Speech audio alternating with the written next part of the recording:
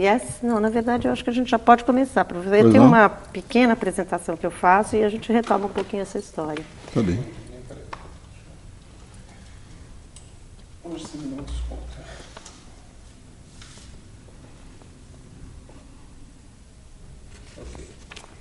Hoje, 29 de fevereiro de 2008, a Biblioteca Mário de Andrade realiza o depoimento do economista e atual secretário de Economia Solidária do Governo Federal, professor Paul Singer, para o projeto de memória oral da instituição, iniciativa esta que vem sendo desenvolvida com o objetivo de resgatar a história da Mário de Andrade de uma forma matizada através de narrativas orais dos seus mais diferentes protagonistas, antigos funcionários, diretores, colaboradores, pesquisadores, artistas e intelectuais.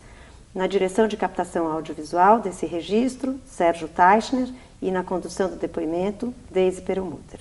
Bom, professor, a gente já começou a conversar um pouquinho sobre essa sua vinda, a chegada ao Brasil, a fuga da Áustria. Eu gostaria que o senhor contasse um pouco realmente como foi esse percurso, como é que a sua mãe conseguiu viabilizar essa saída, se o senhor tiver conhecimento desses detalhes.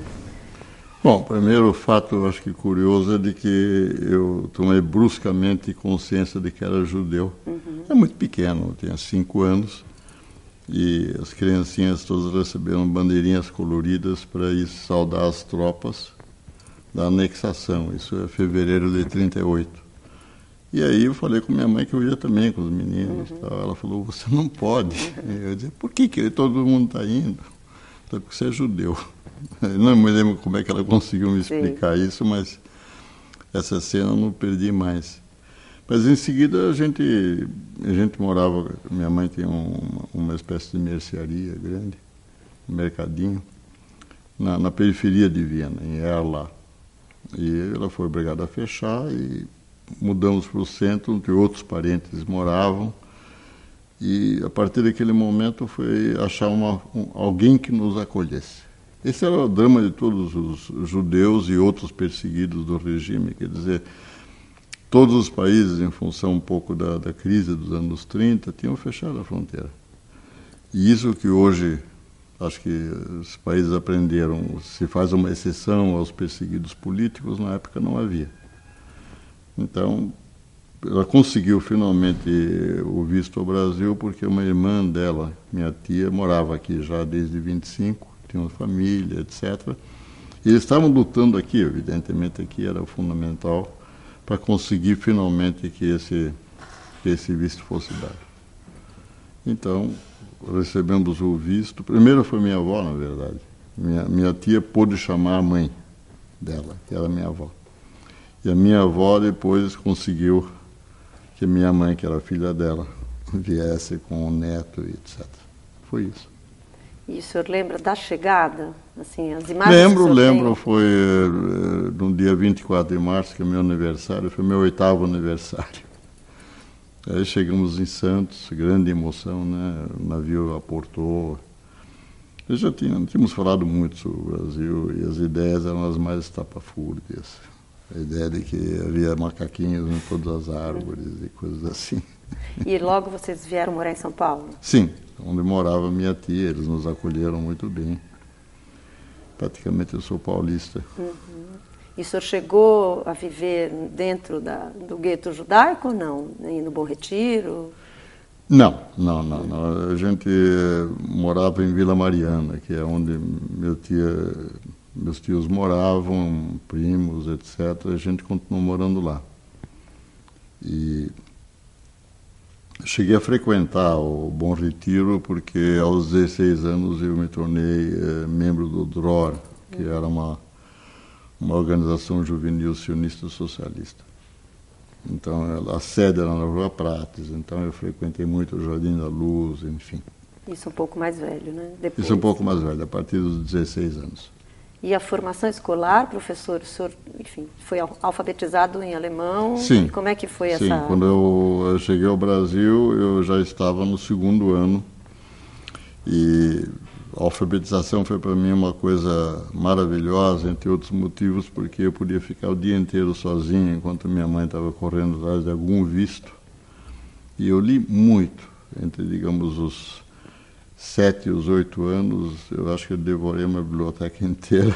Biblioteca da sua casa ou não? Biblioteca... Acho que as pessoas tinham livros, emprestavam.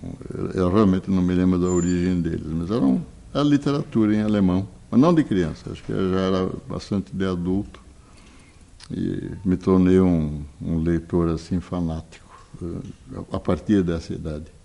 E o senhor lembra quais eram os títulos que o senhor...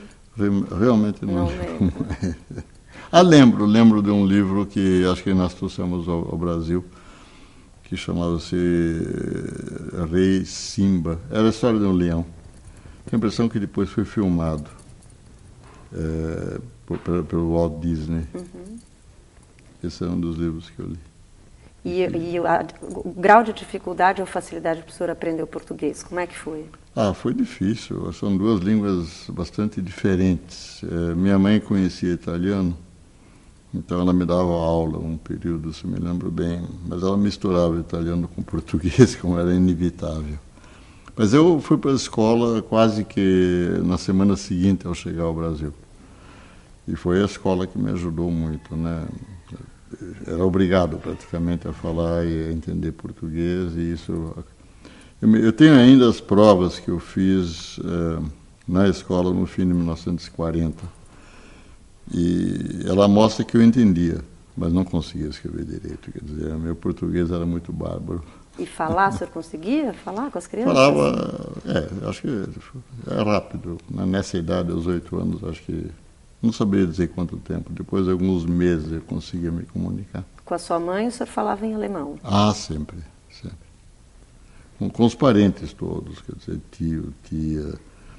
Meu primo falava alemão, eu tinha um primo um pouco mais velho, já nascido no Brasil, ele me ajudou imensamente.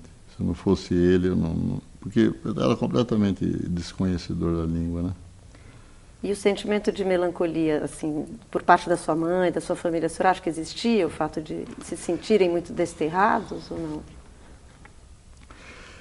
Olha, ninguém me perguntou isso antes. Acho que o sentimento mais forte foi de alívio, de ter conseguido fugir daquilo que parecia ser um inferno. Todos os parentes que ficaram, meus avós paternos, etc., devem ter sucumbido. Então, e depois o Brasil é um país encantador, essa é a minha parte. Então a gente foi muito bem recebido.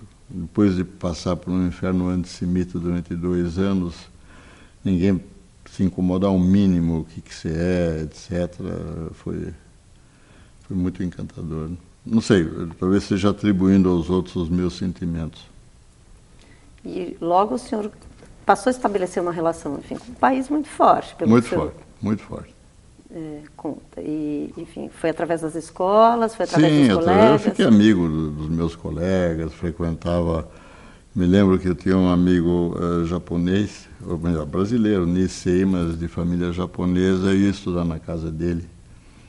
E era muito interessante que eles também eram estrangeiros e tinham uma outra cultura. Esse multiculturalismo paulista, particularmente, era muito fascinante, né? E tínhamos vizinhos negros e fiquei amigo chamava-se Gabriel, menino, frequentava a casa dele, conhecia as irmãs. Era um deslumbre. E essa circulação pela cidade, o senhor disse que passou a ter com uns 12 anos. Acho que eu realmente não me lembro exatamente. Eu sei que até uma certa idade uma empregada ia me levar para a escola. Porque as escolas eram um pouco longe, tinha que tomar o bonde, na época, o bonde. Minha mãe não deixava ir sozinho. E a partir de alguma idade, que eu calculo deve ser entre os 11 e os 12, eu ganhei o passe livre. E quais eram os lugares que o senhor circulava? Assim, como é que o senhor foi constituindo essa geografia afetiva da cidade?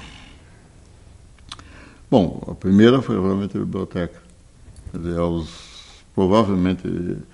Eu era absolutamente fanático por ler, os livros eram caros e nós éramos pobres. Na verdade, nós sobrevivemos graças ao trabalho de costureira da minha mãe. Minha mãe era costureira, formada na Viena, era uma boa costureira, mas ganhava muito pouco. Então, ganhar livros e ter livros era uma coisa maravilhosa, mas não chegava até que eu descobri a seção circulante da Mário de Andrade. E aí foi uma alegria, né? Com, sei lá, centenas de livros, etc. Então, isso 44, por aí, por aí, né? por aí. E aí eu fui, uma das coisas que eu fazia sistematicamente era tirar livros, lê-los. Eu me lembro que eu li Os Três Mosqueteiros. Depois, os 20 anos depois que a continuação dos Três Mosqueteiros, eu li durante as férias, não na sessão circulante que não tinha, mas na sessão principal, ficando na biblioteca. Ficava horas lendo até conseguir acabar de ler. A biblioteca foi muito importante para mim. O que o senhor lembra em termos assim, de interlocutores? O senhor chegou a conhecer muita gente? O senhor ficou durante muitos anos, né? Frequentador. Sim. Durante várias gerações, o senhor acabou pegando. Numa certa altura eu comecei a conhecer, isso foi mais ou menos no início dos anos 50, todo um grupo de jovens que fazia ponto na biblioteca. Quer dizer, alguns deles só vinham mesmo para conversar. Outros, quer dizer, um grande amigo meu que era chamado os guardas da estátua, havia uma estátua no saguão, era o Maurício Trachtenberg. Vocês chegaram a tomar o depoimento dele? Não, acho que não, né? Não. Ele morreu. Que ano que ele morreu, professorinho? Já faz um Deve tempinho, ter sido né? Uns 10 por anos. volta de 99 ou 2000, por aí. Eu me lembro que eu tive um debate marcado com ele e eu estava muito interessado em debater com ele. Fazia tempo que a gente não se via e ele já não pôde ir por estar doente. E alguns meses depois ele faleceu. Nós fomos amigos há muito tempo, sobretudo na adolescência. E o senhor conheceu o Maurício na biblioteca, não? Não. Eu conheci quando eu entrei na vida política, que através do Drori, depois eu fui para o Partido Socialista, que tinha a sua sede, então, na Praça da Sé. E eu acho que foi por aí que eu encontrei o Maurício, que acho que andou pelo Partido Socialista um pouco, e nos tornamos amigos. Mas aí, enfim, como ele frequentava a biblioteca também como lugar de encontro, eu acabei conhecendo através dele outras pessoas também. Mas eu vinha realmente para ler. Era o que me interessava.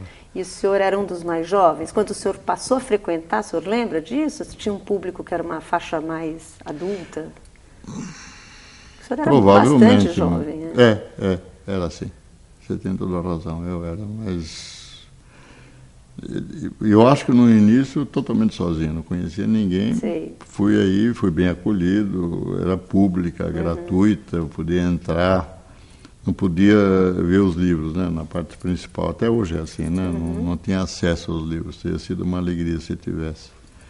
Mas a gente ia então no fichário, pedia o livro vinha, pedia logo uns 3 para, enfim. Porque depois eu passei a fazer pesquisa, quer dizer, até os 16 anos, digamos, eu lia principalmente literatura, e era a minha paixão. Mas depois disso, o que me interessava era realmente, enfim, Rosa Luxemburgo, Lenin, Trotsky. Com que ano o senhor começou já a ser Por volta dos... Foi quando eu comecei a frequentar o Partido Socialista. Sim. Também. Foi a época que eu entrei no Drori. Foi aos 16. Eu diria, meu despertar político foi em 48. E o senhor lia tudo em alemão ou em português? Não, tudo em português. Em português. Em português. Posso ter lido alguma coisa em alemão, porque eu conhecia, mas devia ser muito pouco. Quase tudo em português. Professor, e essa sua militância, que o senhor começa muito jovem, então o Drori e o Partido Socialista foram praticamente simultâneos, é isso? Foram, quer dizer, quando eu entrei no Drori eu era um menino que ficava no partido, isso tem a ver com leitura. Junto à porta, eu me lembro que havia um pequeno corredor, depois havia as salas, havia uma pilha literalmente desse tamanho de publicações que chegavam ao Partido Socialista do mundo inteiro. Havia contatos e eles recebiam. E ficava amontoado aquilo, pouca gente se interessava. E eu tinha uma alegria, eu ficava mexendo com aquilo, algumas vezes eu levava embora. Nessa época eu estava começando a ler inglês também, e veio uma literatura dos Estados Unidos que foi muito importante para a minha formação político-ideológica, que era Labor Action, chamava-se o jornal. Quer dizer, a sede do Partido Socialista foi uma espécie de sucursal da Biblioteca Municipal para mim. Mas também assistia a cursos e debates. Aí depois entrei no DROR já. E o DROR como um todo apoiava o Partido Socialista nas eleições. Porque éramos praticamente da mesma... Havia grande afinidade ideológica no que se referia ao socialismo. E o senhor, nessa época que o senhor começou a trabalhar, o senhor fez o curso técnico, não é isso? Fiz. Isso mesmo. Que terminou com 17 anos, por aí? 18? Não. Eu entrei em... Eu terminei em 52, e eram 4 anos, portanto eu entrei em 49. 49, 50, 51, 52, foi isso. E foi aí, na Escola Técnica Getúlio Vargas. E foi uma experiência importante para o senhor? Foi interessante, porque dessa vez eu tive como colegas, vamos dizer, meninos de origem proletária, iam para a Escola Técnica, um grande amigo meu lá, era um menino japonês, que era filho de um marceneiro, era muito inteligente, acabou fazendo a Politécnica e tornou-se professor de engenharia depois. Mas foi interessante, foi bem interessante fazer a escola técnica, inclusive a parte do trabalho manual. A tarde inteira ficávamos em oficina. E eu nunca tinha, enfim, mexido com máquinas, aprendi a tornear. Foi interessante. E logo depois o senhor começou a trabalhar como metalúrgico, é isso? Isso. Quando eu me formei em 52, eu consegui emprego na Elevadores Atlas.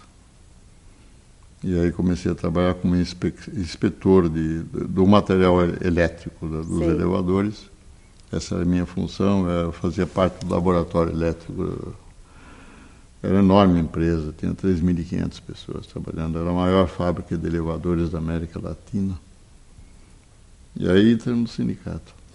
Então, aí o senhor lidera a tal da greve de 1953, foi uma greve... Não sozinho, tinha muita gente liderando, mas eu era um deles. Mas um dos líderes. Isso. E assim, o que nos impressiona é o tamanho da greve, o número de categorias que foram envolvidas e o tempo de duração. Queria que o senhor falasse um pouquinho sobre o que aconteceu em 1953. A conjuntura era ainda a saída da ditadura do Estado Novo, que aconteceu em 45. Houve, em 45, uma explosão de liberdade, júbilo, a libertação de Prestes, enfim. E logo em seguida um fechamento.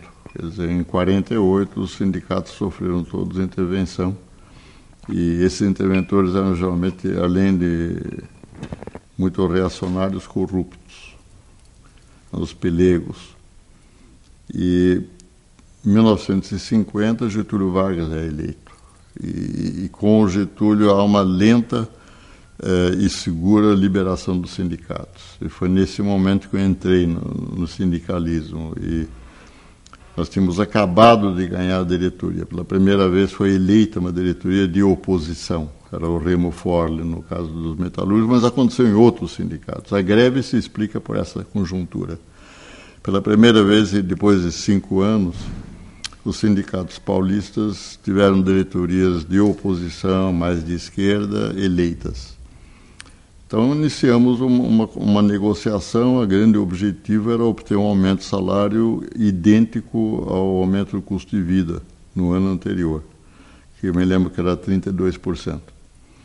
E os patrões não estavam nem um pouco acostumados a negociar com seus empregados.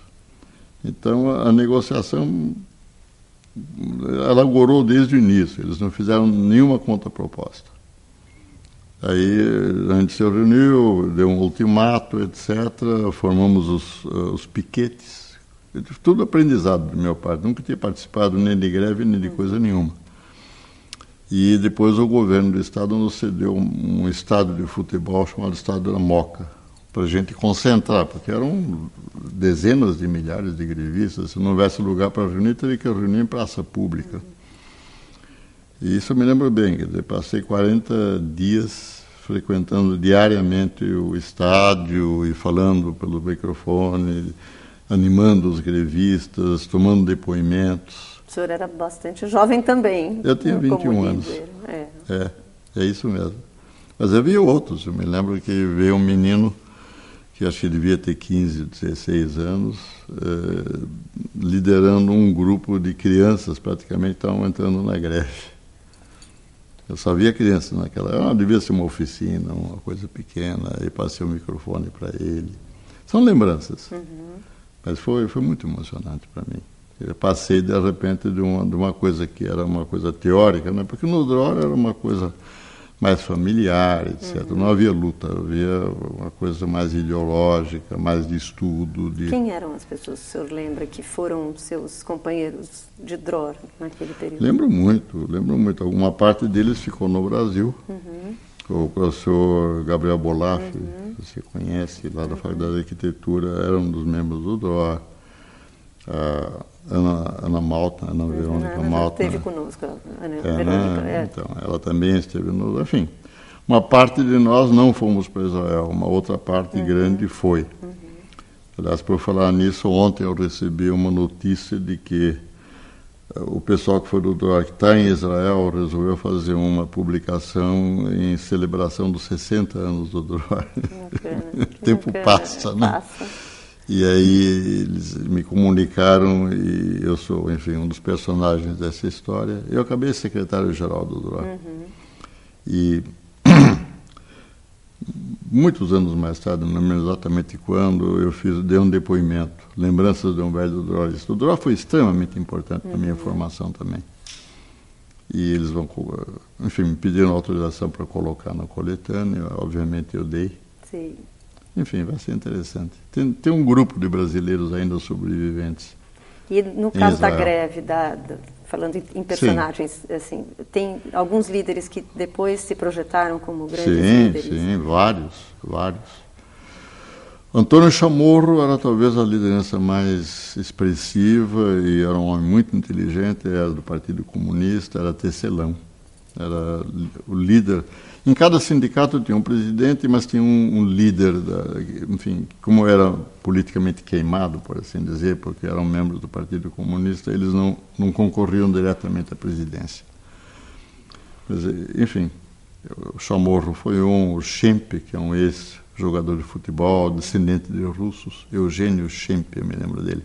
Era o correspondente no meu sindicato, nos sindicatos metalúrgicos. Mas o Remo Folle tornou-se muito amigo da gente, depois entrou no Partido Socialista também.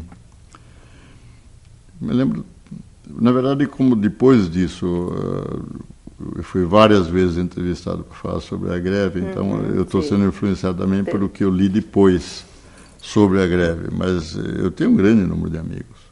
O pessoal da Atos, onde eu depois fui membro, foi eleito para uma comissão de fábrica, que os próprios patrões pediram que fosse eleita para manter uma negociação. Eles aprenderam e acharam que tinha que ter um grupo de representantes dos trabalhadores para negociar mensalmente os problemas. Foi uma experiência magnífica para mim também. E durante esse período, professor, o senhor conseguia manter essa regularidade da vida intelectual, dos estudos, durante esses anos que o senhor começou a ter uma militância? Foi difícil, naturalmente. Quer dizer, quando fui sindicalista e simultaneamente militante do Partido Socialista, eu tinha muito pouco tempo. Era uma das minhas grandes frustrações e a única coisa que eu queria era ter tempo de poder ler e escrever. Sim. Eu queria escrever também. Eu estava escrevendo para a Folha Socialista e para vários lugares. Comecei a escrever relativamente cedo também. No DROR também eu escrevia bastante. Então, a grande dúvida era o que fazer, se era ir para a universidade ou não. E eu tinha enormes preconceitos. Eu achava a universidade uma coisa burguesa, dominada por um pensamento relativamente conservador, e eu era da classe operária, o que tinha era participar da luta mesmo. Sim. Enfim, um pouco o sonho naquela altura era ser uma espécie de Trotsky, enfim, um intelectual profissional do movimento de esquerda, etc. Mas depois me convenci que esse tipo de coisa, pelo menos o Partido Socialista não tinha condições de profissionalizar ninguém. Hoje eu digo graças a Deus. Não acho que era uma boa opção aquela. E aí fui para a universidade. Então, em 56, já mais velho, aos 24 anos, eu me tornei aluno de economia. Professor, só voltar um pouquinho, até porque o senhor fala que o senhor esteve na biblioteca durante muitos anos, que pega justamente esse período que o senhor ainda é um aluno de Sim, ensino de primeiro grau, e depois isso vai acompanhando. Eu queria só que o senhor falasse um pouquinho desse período, quando o senhor já está militando, quando o senhor já está no DROR, quando o senhor está... e que antecede a sua ida para a universidade. O que o senhor lembra desse período? Muita coisa. Para começar, esse acesso na circulante de livros políticos. A circulante não era uma biblioteca circulante só de literatura. Como é que esses livros foram para lá, sinceramente, eu não saberia dizer, mas, por exemplo, um livro que teve muita influência na minha formação foi a Reforma ou Revolução da Rosa Luxemburgo. Esse é um dos que eu me lembro nitidamente que eu tirei da biblioteca, li, devolvi, etc. Acho que Minha Vida de Trotsky. Tem uns, no mínimo, eu diria, algumas dezenas de livros que eu li entre os 16 e os 24 anos e que tiveram... Mas a partir de uma certa idade eu comecei a ser uma liderança política na cidade e as pessoas me davam livros, as pessoas viajavam, enfim, e aí comecei a ler em alemão também. Enfim, aí meu acesso à literatura já não estava mais tão limitado à biblioteca. Mas eu acho que eu nunca me desliguei dela. A última, digamos, ligação mais intensa com a biblioteca foi depois do golpe militar, em que o Partido Socialista, em 65, era secretário-geral do partido aqui em São Paulo. Ele foi dissolvido como todos os partidos. Houve o ato institucional número 2, os partidos foram todos dissolvidos, se criaram Arena e MDB. E aí nós criamos um centro de estudos João Mangabeira. E para estrear esse centro, naquele momento a esquerda estava toda muito comprimida pela derrota e pela repressão. Era uma coisa quase de frente única. A gente organizou um curso na biblioteca. E foi muito interessante. Colocamos uma série de problemáticas, desde o problema de raça, da religião. Era um curso cultural, mas com fundo político, evidentemente. Isso 64? Não, isso foi 65. O senhor lembra quem eram as outras pessoas que ajudou a organizar o curso? Não. No momento, isso é importante para a gente realmente eu não me lembro. Eram, evidentemente, meus companheiros que tinham sido do Partido Socialista, mas eu acho que de gente de outros setores, porque aí houve uma fragmentação enorme do Partido Comunista, que era, na verdade, a força de esquerda maior que havia, mas ele se dividiu completamente em muitas frações. Algumas foram para a luta armada depois, mas só a partir de 68 começou a luta armada.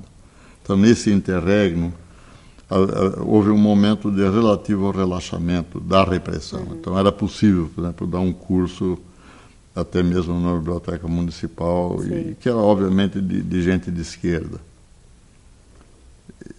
Agora, realmente, eu não me lembro. Acho que o Florestan Fernandes deve ter sido uma das pessoas que nós convidamos para falar e falou. E, aliás, estou pensando melhor, deve ter sido 66. Sim. Porque em 66 eu fui para os Estados Unidos, passei um ano estudando em Princeton. E eu me lembro que o curso terminou e quase que em seguida eu embarquei. É interessante, e aí perdi o esse contato. dado é interessante para a gente tentar procurar nos jornais da época, inclusive o impacto que teve esse curso. O nome do curso o senhor não lembra? Não me lembro mais. Em 66 a gente vai tentar. Deve ter sido no primeiro... Eu embarquei para os Estados Unidos em setembro de 66. O curso deve ter sido, digamos, dado ou no fim do primeiro semestre, sei lá, entre maio, junho, julho, ou no começo do segundo semestre agora. Tinha público, professor? Tinha bastante. Tinha bastante gente. As pessoas estavam procurando, inclusive, lugares para aprender, para ter troca de ideias. Me lembro que nós fizemos um programa bem variado em que a gente procurava tocar nos problemas sociais do país. e trazer com esses problemas sociais também. Por exemplo, eu me lembro da religião, nós conseguimos trazer lideranças da Igreja Católica, algumas lideranças também protestantes, mas tudo gente progressista.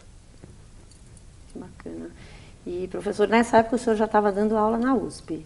O senhor teve essa... não. Sim, terminou, desculpe. né? Deu um pouquinho de aula e depois a situação é exatamente essa. Eu me tornei professor em 60 e em 64 eu fui praticamente forçado a me demitir da USP, mas continuei dando aula no que hoje seria a Unesp, que eram faculdades isoladas. Eu dei aula em Araraquara e Rio Claro. Eu tinha 2 cursos. E trabalhei no Eduservice, como é que eles chamam? Maxud, né? Do Maxud, exatamente, Maxud. E em 66 eu fui chamado de volta à USP, mas pela Faculdade de Higiene e Saúde Pública.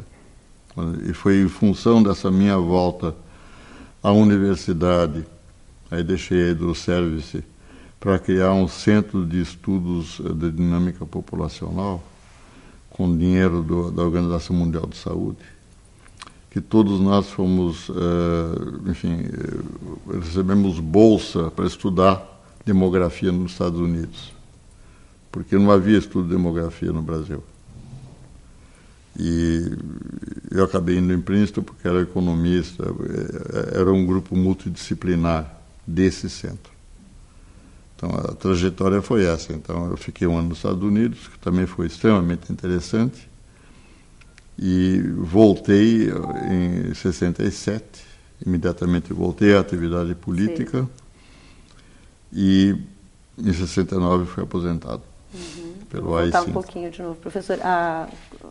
Enfim, a sua experiência universitária, como o senhor havia dito, que o senhor tinha muito preconceito de seguir uma carreira acadêmica, fazer a universidade. Isso mudou quando mudou. Eu me convenci de que, depois que eu entrei para estudar, a única coisa que eu queria era ficar na universidade, coisa que eu consegui. Eu me tornei uma pessoa muito feliz, porque na universidade você tem uma enorme autonomia, né? Você dá os cursos que você acha que deve dar, e desde que você não se antagonize com os alunos nem com os colegas, ninguém te incomoda. Antes, pelo contrário, você tem tempo para pesquisar.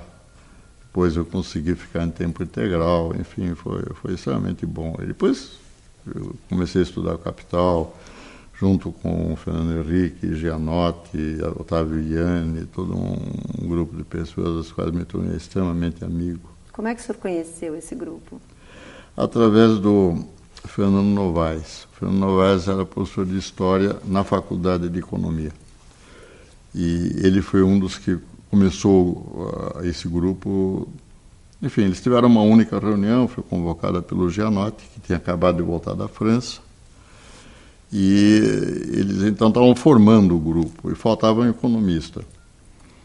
Aí o Gianotti disse, olha, eu tenho um aluno, enfim, o Gianotti não, o Fernando Novaes, eu tenho um aluno assim que parece que é autodidata e de marxismo ele deve entender.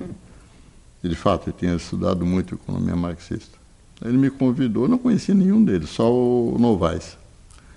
E a reunião foi na casa do Fernando Henrique. Sim. Morava no Brooklyn naquela época. Aí eu conheci o Fernando Henrique, a Ruth, o Otávio Ianni, enfim. Isso foi em 58. Queria que o senhor falasse um pouco. Parece que para todas as pessoas que integraram esse grupo de leituras do Capital é uma referência marcante. Isso, a palavra é marcante. Queria que o senhor falasse um pouquinho como que era, como que se estruturava esse núcleo, se tinha regularidade, quais eram os textos que vocês, enfim... A proposta inicial que o Gianotti trouxe, suponho que ele deve ter visto grupos assim, talvez na Europa, mas eu não me lembro precisamente se era isso, mas ele trouxe essa proposta. O Capital é uma obra que não é só de economia, é de filosofia, é de história. Então, termos um grupo multidisciplinar estudando Capital vai ser uma coisa boa para todos nós. E ele estava 100% certo, e todos nós nos apaixonamos pela proposta desde então.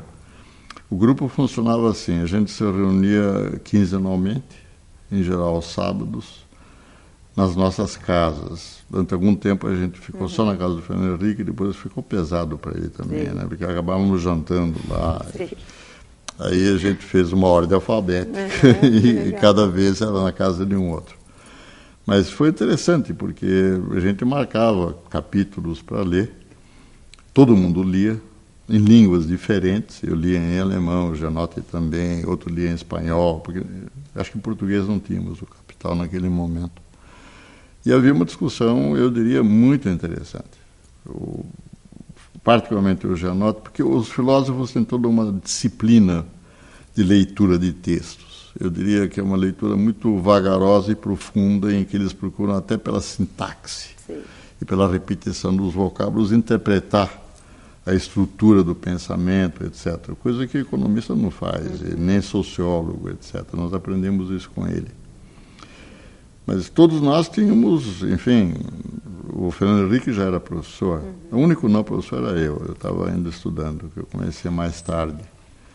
Mas foi fascinante, nós mantivemos até o golpe. Durante 6 anos, aquilo foi uma atividade contínua, lemos o Capital inteiro, depois Hilferding, Keynes, Max Weber. Mesmo depois do golpe, o Fernando Henrique foi ameaçado de detenção, acabou preferindo ir para o exterior, foi para o Chile, e a Ruth ficou aqui um período. Ainda me lembro que continuamos fazendo algumas reuniões. Persistimos, apesar das circunstâncias. Depois acabou lá por volta de, suponho eu, 65, alguma coisa assim. Quer dizer, foi uma experiência de 7 anos. Que depois teve uma continuidade em 69, quando nós fomos aposentados. Todos nós fomos aposentados, né? O Fernando Henrique, o Janotti. Sim. E nós criamos o SEBRAP, o Centro Brasileiro de Análise e Planejamento. Então era a mesma patota, se você quiser, acrescido de outros intelectuais que não estavam participando do grupo do Capital. E o SEBRAP foi muito bom para nós. Professor, Dona Ruth era a única mulher, não? Que integrava o grupo? Ou tinha mais? Eu acho que era. Posso estar fazendo alguma injustiça agora, mas não éramos muitos. O grupo inteiro variava, alguns vinham mais, outros... tinha gente que entrava. Eu trouxe vários. Eu trouxe o Juarez Brandão Lopes, com o qual eu trabalhava na Faculdade de Economia. E eu trouxe o Sebastião Advíncula da Cunha, que era um economista não acadêmico, que trabalhava em planejamento, e era ótimo também. Não queria ser o único economista do grupo. Era muita responsabilidade. Mas houve pessoas que passaram pelo grupo, várias, ficavam 1 ano, 6 meses, alguns ficavam 1 ou 2 reuniões apenas. E houve um grupo de alunos que veio, mas já estava atrasado, tínhamos trabalhado alguns anos juntos, era difícil entrar então. E aí eles formavam outro grupo, o grupo do Michel Leuve, não sei se o Gabriel Bolaf. Era uma geração um pouquinho, o Verfor. Era uma geração poucos anos mais jovem, mas nesse momento distinta. Mas uma coisa que realmente nos chama a atenção é que já havia essa dinâmica muito interdisciplinar que vocês estabeleceram muito antes disso se tornar uma referência de conhecimento, né, de produção de conhecimento. E uma coisa que eu gostaria de saber se as divergências eram muito grandes na maneira de ler, se isso aparecia lá naquele momento. Divergências, vamos dizer, ideológicas, quase não havia. Sim. O grupo era homogeneamente de esquerda e muito tendente ao marxismo, vamos chamar assim. Agora, eu tinha uma ignorância enorme de sociologia, nunca tinha lido, e isso me ficou claro quando eu entrei no grupo. Em compensação, os outros de economia não entendiam nada. Essa especialização era uma coisa muito alienante, isso eu percebi na época, e eu até hoje estou convencido que foi maravilhoso para mim ter começado a ler autores de sociologia, de antropologia, de história, enfim, de uma série de outros ramos das ciências humanas que enriqueceram amplamente a minha maneira de ver o mundo. E acho que a mesma coisa aconteceu com todos os outros. Foi muito bom, foi uma experiência de libertação. E quando o senhor sai da universidade, enfim, o senhor sai a primeira vez, aí vai para Princeton, volta, e daí logo depois é exonerado. Isso, né? 2 anos depois nós somos aposentados, em abril de 69. E o que fez o senhor a não sair do país, né? Porque parece que o senhor já escreveu em vários artigos que muitas pessoas, enfim, resolveram sair diante da impossibilidade de... Nós tivemos todos convites. Como o regime militar foi muito seletivo nas aposentadorias. Eles não tinham critério nenhum, né? Tá bom, eu tinha uma atividade política ativa, mas depois que fechou o Partido Socialista, eu fiquei numa atividade mais intelectual também. Mas eu acho que eles nos escolheram pela influência que a gente tinha. Eles resolveram cortar as cabeças, por assim dizer. Então, Florestan Fernandes, na medicina, na arquitetura, eram os professores mais prestigiosos. Era quase que um galardão ter sido aposentado. E eu sei que teve gente que não foi aposentada e ficou chateada por não ter sido. E a gente manteve um contato intensíssimo com a universidade, embora fora, embora no SEBRAP. Eu acho que nós temos mais influência na universidade estando fora do que dentro. Sim. Porque o SEBRAP tornou-se um celeiro de material analítico muito objetivo, por causa da censura. Escrevíamos, como é que chamavam o jornal que o Gasparian criou? Era o Movimento e o Não, Opinião? Antes do Movimento, Opinião. Opinião era lido assim, fanaticamente por todo mundo, porque era de muito boa qualidade. Sim. E era único num nível desse. Todos nós escrevíamos muito. Se vocês tiverem a coleção, certamente a biblioteca tem, aquilo é uma literatura que vale a pena. Vale a pena. Foi uma coisa muito boa. Foi a nossa maneira. Cita numa entrevista antiga do senhor uma coisa interessante, que durante esse período que vocês escreviam no Opinião e depois no Movimento, não, em função da censura, do cerceamento da censura, vocês escreviam de uma maneira muito simples e sem jargão, e que depois que a censura afrouxou, que aí começaram, enfim, uns textos herméticos, e eu achei interessante essa colocação do senhor. Se você puder comentar como que eram esses textos. Não, veja, a censura também não entendia muito, tá certo? Então, se você escrevia usando burguesia, proletariado, não sei o quê, era certo que seria cortado. Sim. Isso a gente aprendeu, porque eles não cortavam o texto inteiro. Eles cortavam os trechos que eles consideravam subversivos. Eu me lembro que houve um texto que eu escrevi, acho que era sobre o movimento camponês, para o movimento já. Aí eles apresentaram o texto, a censura, enfim, a censura cortou umas coisas. Aí eles mesmos substituíram o que a censura cortou com palavras um pouco diferentes. Voltou a ser cortado. Foi tão cortado, virou tão Frankenstein, que eles, em vez de colocar meu nome, colocaram numa outra máquina de costura, não me lembro qual era. Não era assim. Muito bom, essa ideia é ótima. Mas era um diálogo simultaneamente e uma disputa com a censura. E nos ensinou a ser muito sóbrios. Então a gente escrevia realmente tentando dizer o que precisava ser dito, sem todas as paixões ideológicas, sem os adjetivos, etc. Saíam textos, eu diria, mais efetivos. Porque os fatos é que são importantes e não os teus comentários. Sim. E isso ficou. Acho que alguns de nós, mesmo depois da censura tendo sido eliminada em 78, e ainda a ditadura ainda teve 6 anos, não é? Eu pelo menos, acho que nunca mais voltei a escrever do jeito que era antes do golpe militar. Eu continuei mantendo uma certa objetividade. Caso pensado, porque eu acho que eu era mais, digamos, eficiente em relação aos leitores. E como professor, essa preocupação já existia, no sentido de ser mais transparente, mais simples na maneira da sua oratória? Eu trabalhei num certo momento da minha vida na Contadoria Geral de Transportes, que era um órgão das ferrovias. E como técnico, uma das minhas funções era escrever instruções para os agentes que faziam as tarifas, faziam os fretes.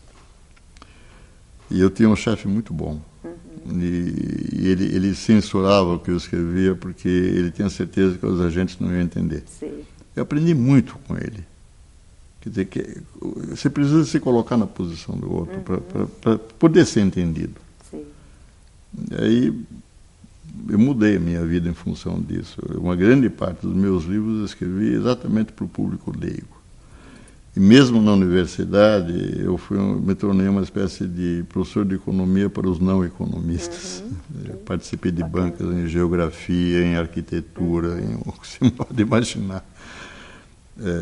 E eu estou muito feliz com isso. Isso é bom para mim. Que bacana, professor. E com relação a esse processo de endurecimento do regime, eu queria que o senhor nos contasse, o senhor, pessoalmente, o senhor conseguia visualizar quando o regime foi endurecendo? Quer dizer, essa percepção de que as coisas estavam cada vez mais difíceis e não arejadas, era visível por parte de um grupo como o do senhor, que eram pessoas muito esclarecidas, muito engajadas? Eu me lembro, por exemplo, quando o Gasparian lançou Opinião, isso foi em 72. E acho que houve um coquetel, alguma coisa assim, eu estava lá também, e várias pessoas chegavam dizendo que ele estava completamente louco. Que isso não ia ser permitido, que não sei o quê. Enfim, havia muito medo. Aquele momento era o Médici. E a Opinião teve uma enorme função. Persistiu, apesar da censura e de tudo mais, persistiu e foi bom. Depois o Fernando Henrique, o Gasparian e um outro grupo lançou uma revista também, acho que chamava Argumentos, se não me engano. Teve 2 números só, a censura realmente cortou, essa eles cortaram. Enfim, era uma luta, era preciso ter uma certa fé e muita ousadia. Depois, na abertura com o Geisel, o SEBRAP foi severamente atingido pela repressão. Aí já não havia mais luta armada, não havia nada, era a luta contra o Geisel. Eles mataram uma grande parte do Comitê Central do Partido Comunista, que nunca tinha entrado em luta armada, prenderam e mataram, eram provocações. E eu fui preso junto com o Vinícius Caldeira Brant, junto não, porque cada um foi recolhido na sua casa, nos meteram um capuz na cabeça, sem olhos, para a gente nem saber. Foi em 74. Em 74. Foi um episódio, era um companheiro que tinha trabalhado no SEBRAP, depois saiu, terminou o trabalho, qualquer coisa, e ele foi estudar na Escócia. E ele quis trabalhar sobre, digamos, a atividade de resistência dele mesmo, com um grupo no Brasil, na Escócia. Aí ele desenterrou, literalmente desenterrou toda uma série de publicações que ele tinha enterrado no jardim dele e fez um embrulho e pediu para o menino, o nosso boy, levar para o correio. E foi tão desajeitado, porque aquilo estava molhado ainda. Então, quando o funcionário recebeu, praticamente abriu. Aí eles viram o que eram e chamaram a polícia. E o boy foi preso. E o boy explicou que ele veio do SEBRAP. Aí prenderam o autor, que era um professor de política, muito amigo, e que foi bastante torturado. Quem que era, professor? Ele chamava Andrade, ele morreu há pouco tempo. O primeiro nome me escapa, eu estou péssimo em nomes próprios.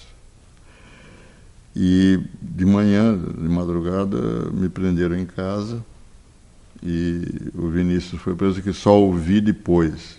O Vinícius foi muito torturado naquela noite, eu vi os gritos dele e eu não fui por um triz. Mas escolheram nós dois por motivos que até hoje eu não sei quais são exatamente. A não ser que os dois éramos militantes. O Vinícius tinha sido preso, ficou preso acho que vários anos, porque ele realmente tinha participado da resistência armada, ao contrário de mim. Nós ficamos uma semana presos no banco, foi só isso, mas foi uma experiência e tanto.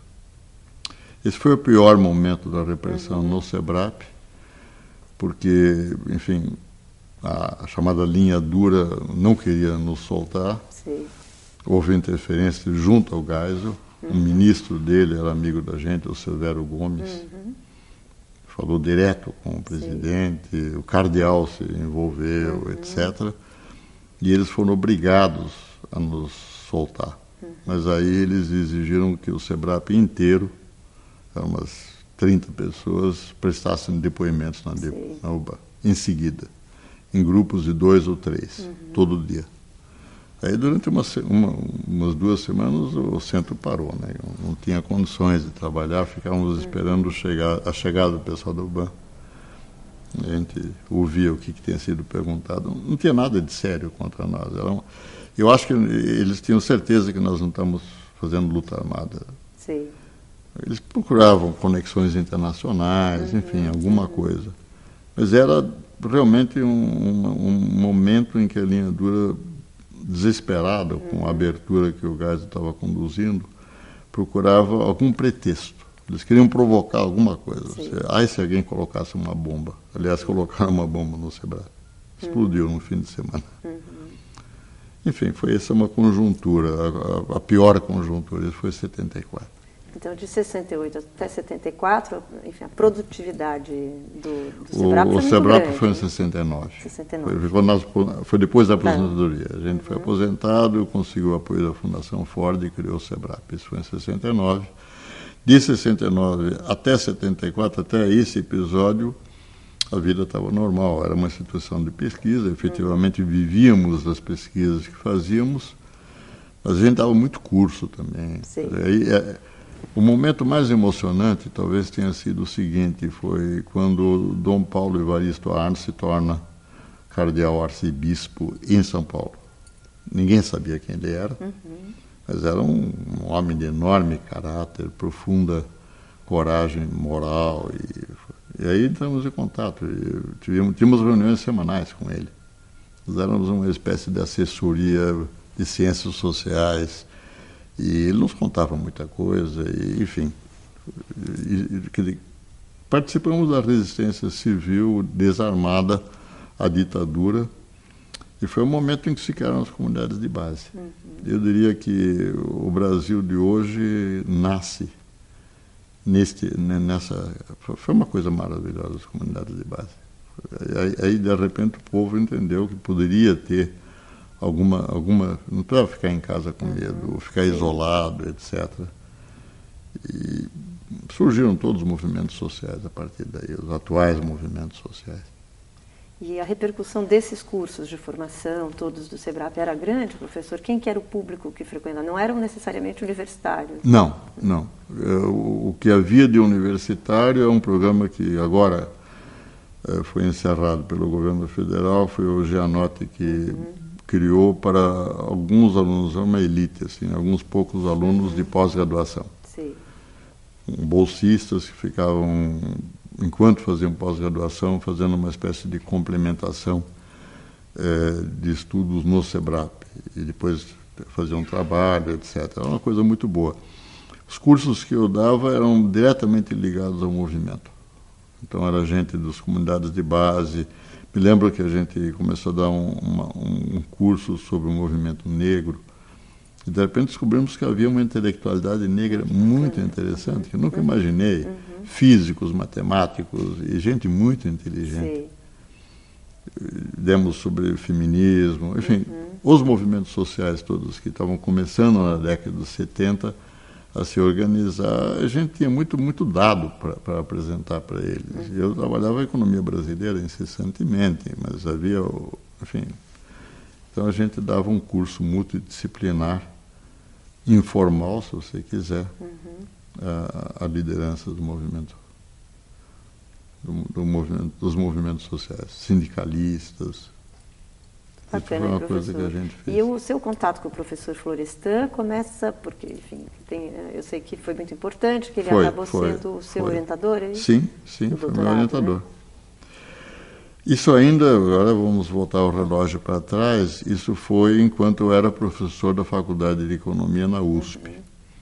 E eu tinha meus amigos do Grupo do Capital, nós estávamos lendo, o Florestan não participou desse grupo, mas os assistentes dele todos. E ele tinha um recurso do CESIT, que ele criou um Centro de Sociologia Industrial do Trabalho, e ele queria, na verdade, entender as desigualdades regionais no país. E a hipótese dele é que as causas não eram propriamente econômicas, ou principalmente econômicas, sim, poderiam ser de outra natureza, sociais e qualquer coisa. Então ele pediu um economista para estudar exatamente os aspectos econômicos, para poder eliminá-los. Esse já conheço, agora eu vou ver os outros. E eu fui recomendado, não o conhecia. Então me apresentei a ele, foi uma coisa, ele fez um contrato profissional, eu ganhei, e trabalhei durante 3 anos, estudando 5 cidades brasileiras que ele escolheu. Foi São Paulo, Blumenau, Porto Alegre, Belo Horizonte e Recife. Foram muito bem escolhidos. São de áreas diferentes, casos diferentes. E eu fiz esse estudo ao longo de 3 anos. Ao lado de todo o meu trabalho na universidade, eu visitei as cidades, levantei dados, fui às bibliotecas, que geralmente me recebiam extremamente bem. Quando eu entreguei o último capítulo, que era sobre o Recife, ele olhou, ele estava satisfeito com o trabalho que fiz e disse, olha, assim, isso aí poderia dar uma tese. Sim. Então foi ele que me convidou e eu obviamente aceitei, achava maravilhoso tê-lo como orientador. Como que ele era como pessoa, professor? Ele é um ícone, um mito, né? Claro, Florestan, claro. Como que o senhor se relacionava com ele? Pois é, muito melhor do que os assistentes dele. Exatamente por não ter sido. Sim, sim.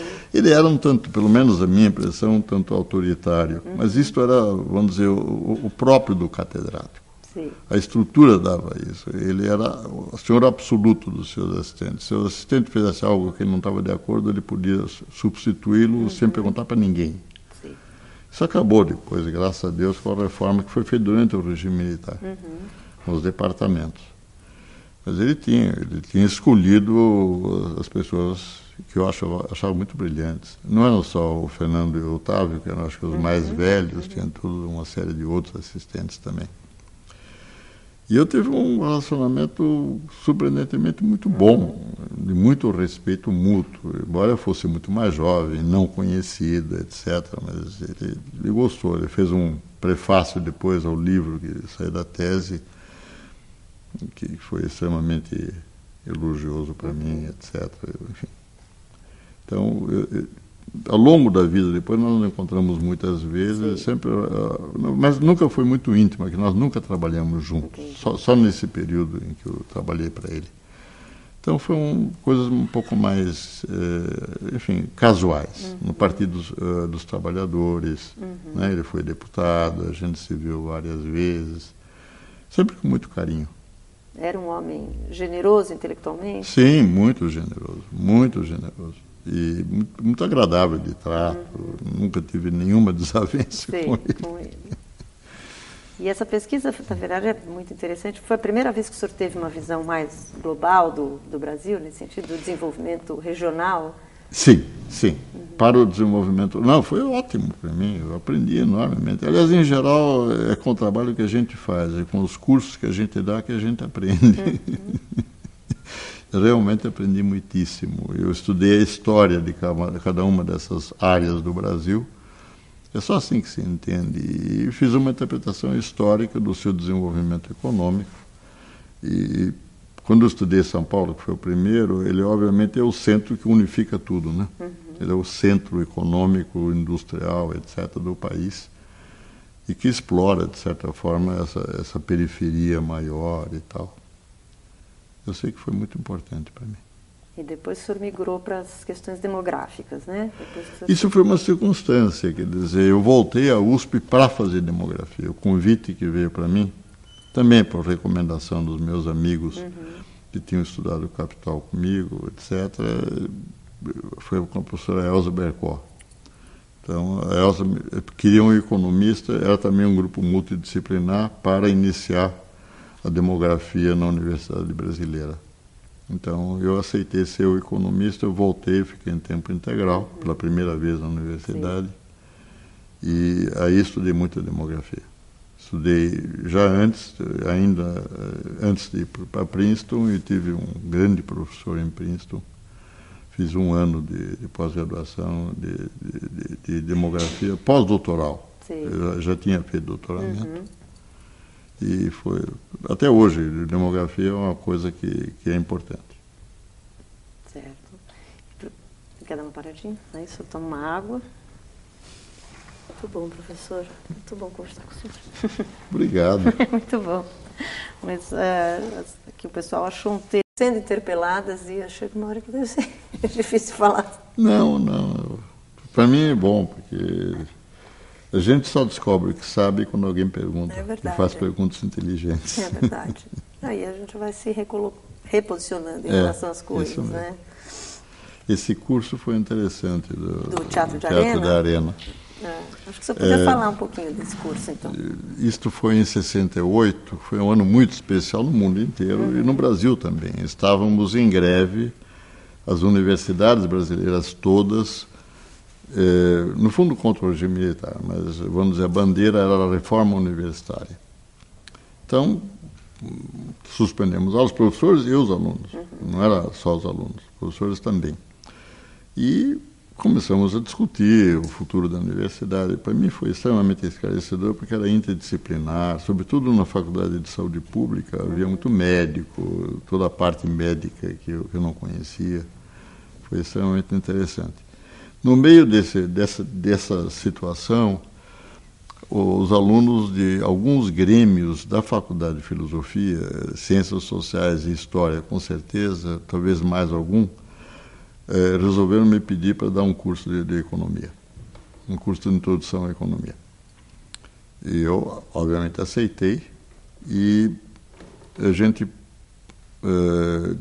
conseguiu um auditório na Faculdade de Economia para dar.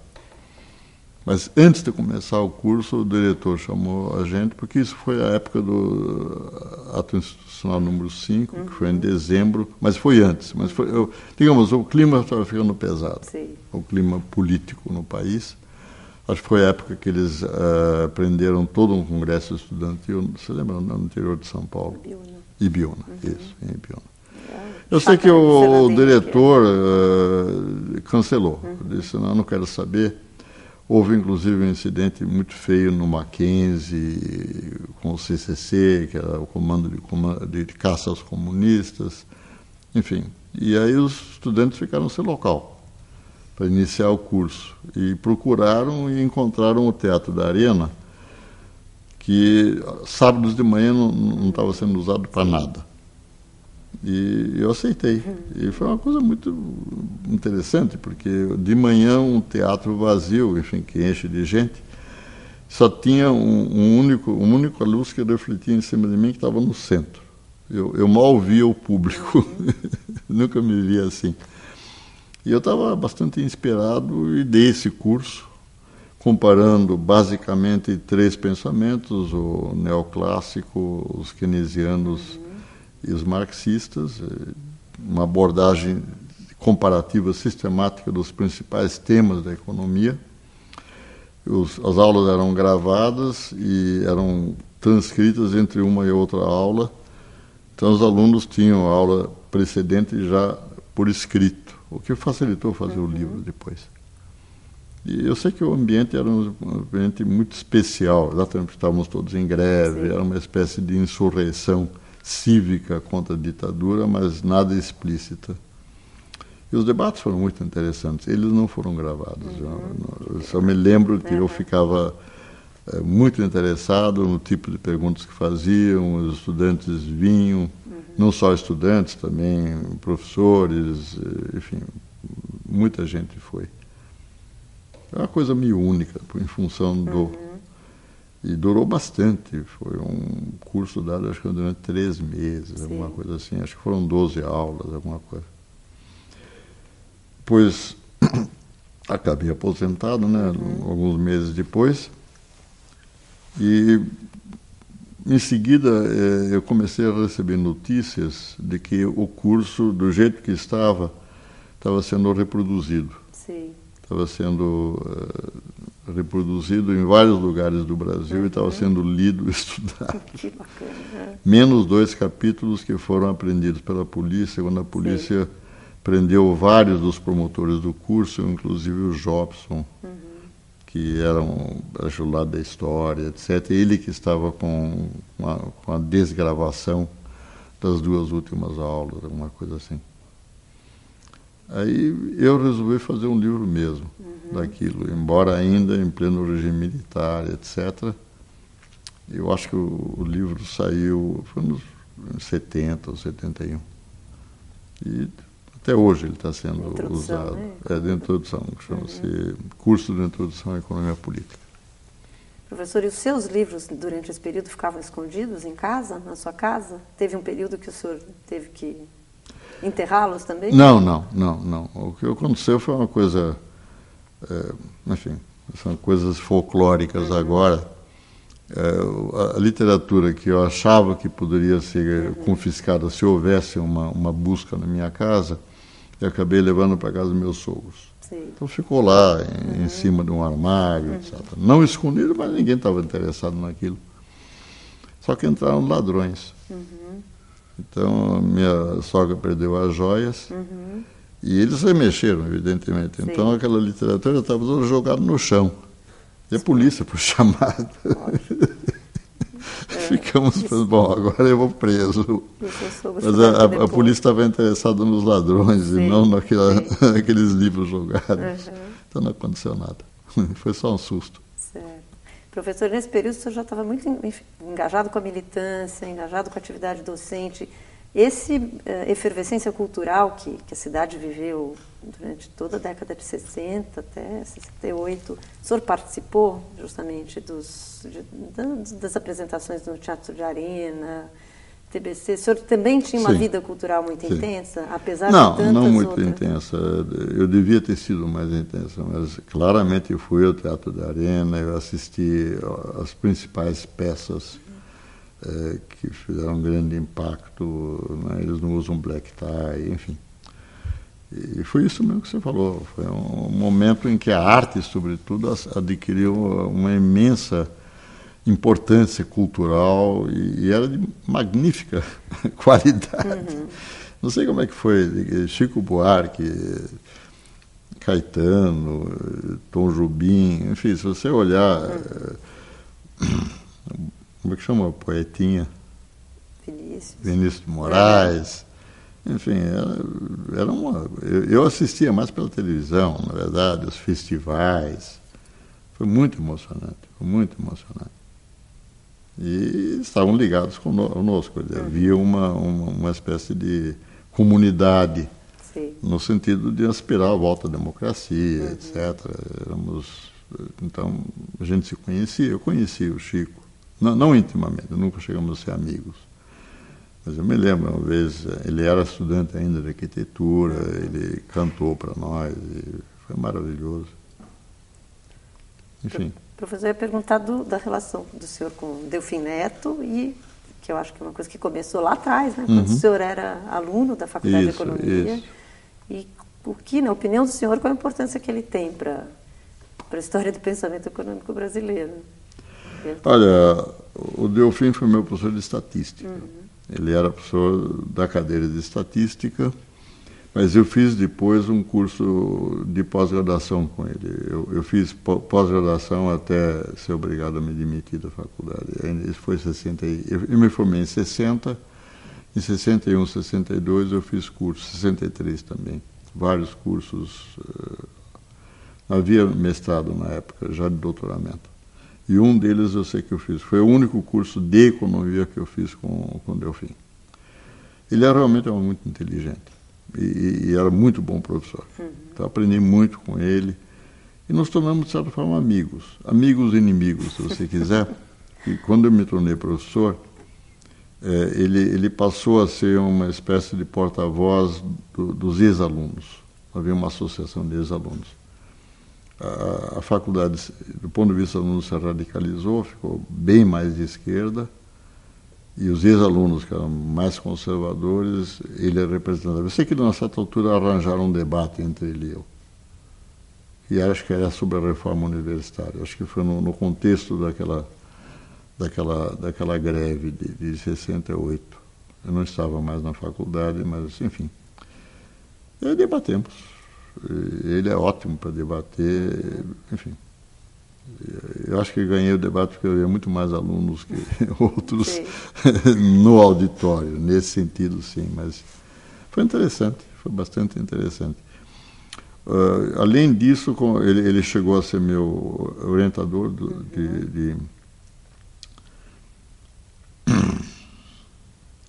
orientador de doutoramento. Quer dizer, eu ia fazer uma tese antes do Florestan me dar essa oportunidade sobre desenvolvimento, tinha começado a escrever um capítulo, etc. E o meu professor Mário Wagner, que era meu catedrático, enfim, estava na Venezuela. Aí eu escolhi o Delfim, perguntei se ele queria me orientar e disse que sim. Isso durou só uma semana, porque logo em seguida ele foi convidado a ser secretário da Fazenda. E ele não quis, evidentemente, orientar alguém. Eu, quando me tornei secretário de Planejamento, também não quis continuar orientando. Não dá para fazer as duas coisas bem. Então ele me avisou, disse, assim, já não conte comigo, porque eu vou agora para o governo do Estado.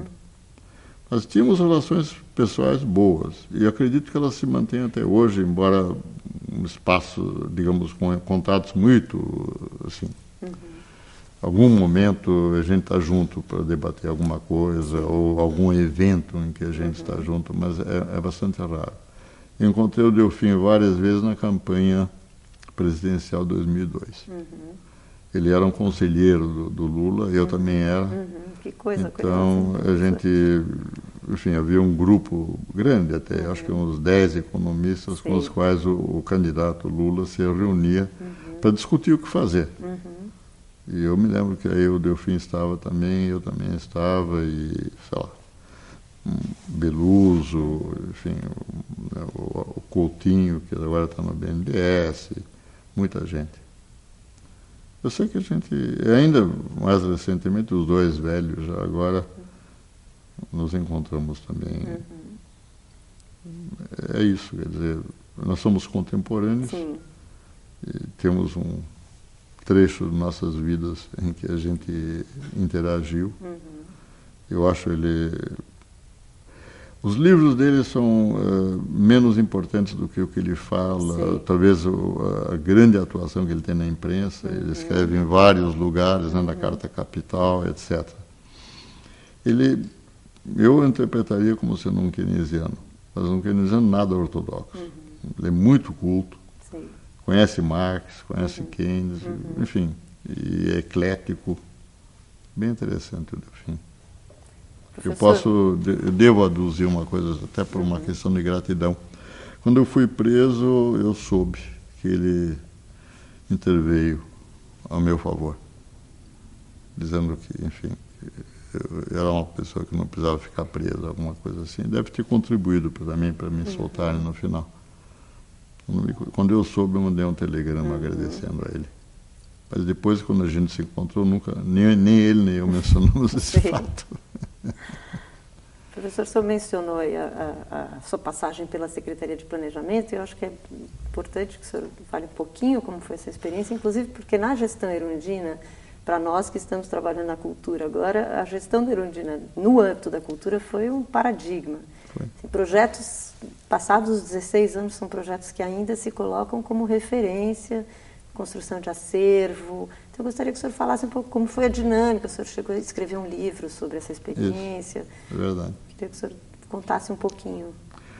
Olha, eu fui convidado a ser secretário de Planejamento, que era uma secretaria a qual a prefeita dava uma enorme importância. A prova disso é que ela tinha convidado o Plínio da Arruda Sampaio. O Plínio tinha sido o candidato que ela derrotou no referendo dentro do PT. Digamos, o grupo dominante no PT naquele momento preferia o Plínio. O Plínio era mais nosso. Eu votei pelo Plínio. Eu não conhecia a Luísa. Se conhecesse, talvez, enfim, não sei. Os dois são muito bons. Mas, de qualquer forma, eu era publicamente alguém que tinha apoiado o Plínio, etc. E o Plínio foi quem ela escolheu. Quer dizer, não por acaso. Ela escolheu a pessoa que, digamos, representava a parte do PT que não lhe tinha apoiado naquele momento. Ela queria unir o partido ao redor do governo dela. E ele ficou pouco tempo, ele ficou acho que um mês, alguma coisa no cargo, e preferiu ficar na Assembleia Constituinte. Ele achava importante, ele era líder do partido, ficar lá. E aí ela me convidou, eu aceitei, entrei no lugar dele, ainda ela não tinha tomado posse. Na verdade, esse 1 mês que eu falei era na preparação, havia um intervalo de 2, 3 meses até a gente assumir. E eu, enfim, eu tinha 2 coisas totalmente distintas sobre a minha responsabilidade. Uma, que eu não era conhecedor, embora tivesse escrito sobre economia política da urbanização, que era exatamente toda a regulamentação urbana. Eu tinha, na verdade, na secretaria, sobretudo arquitetos, 30, 40 arquitetos, muito bons, grande maioria mulheres, arquitetas.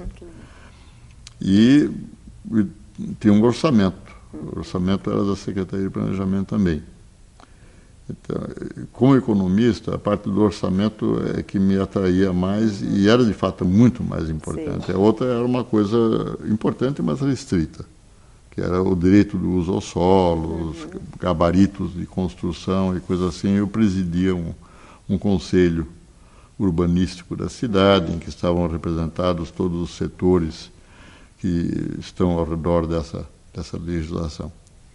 Mas o fundamental é que, como secretário de Planejamento, tendo o orçamento, eu tinha uma interferência direta com o que todo o governo fazia, em última análise. Estávamos com uma inflação fantástica. Eu participava nas negociações salariais dos funcionários, que no auge, na época do Collor e do Sarney também,